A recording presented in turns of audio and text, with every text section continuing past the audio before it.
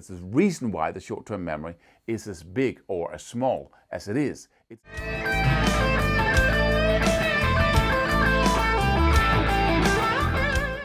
If you're relying on tabs every time you practice, or every other time you practice, you're really hurting your development severely. And in this video, I'm going to explain to you why and what to do instead. You have a short-term memory.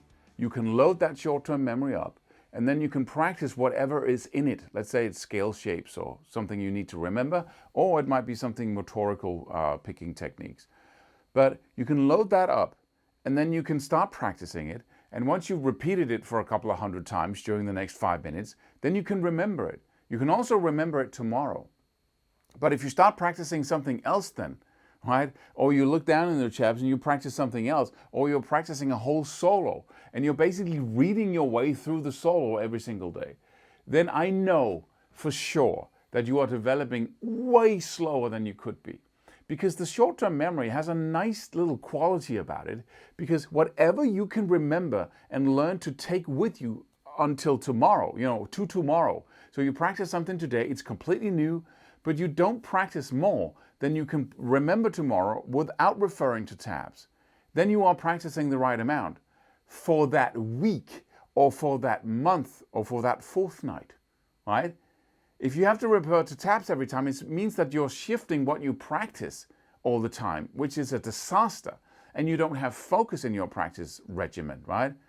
So whenever I'm practicing, I'm looking into something, and then that's it, right? I'm perhaps looking at tabs for a couple of minutes, maybe 1 minute, or I'm looking into a solo or something I want to learn. I get an idea, I get something, and I run with it. And that's what I practice all week. And see, the short-term memory, it has this magical quality also because I don't even have to ask you how much you practice. If you practice, say, 30 minutes a day, right? Then what you can load into those 30 minutes and remember the next day without referring to anything, memorabilia, right? Then I know that you're practicing just the right amount for those 30 minutes for the rest of the month, right? Or week or fortnight, right? Because if you're practicing 2 hours, you can probably learn and remember a lot more things in those 2 hours that you can then bring forward to the next day without referring to tabs, right? So that kind of gives itself, the more room you have for practicing every day, the more things you can load into your short-term memory and learn on Monday, and then you can just sit down on your couch and practice it Tuesday because you can remember everything, right? Let's just take the extreme of that and say, if you only practice for 5 minutes every day, it's very, very limited what you can remember, practice so that you can remember it tomorrow. So please use this rule of thumb because it dictates how much focus you should have to develop in the most optimal way possible. That's the reason why the short-term memory is as big or as small as it is. It's functional, it works. But when we then, us human beings, charts and tabs are technology. It's a piece of technology that we develop. So we can take our memory and put it on paper instead. And now I can walk around with a sheet of paper and remember infinitely more until tomorrow.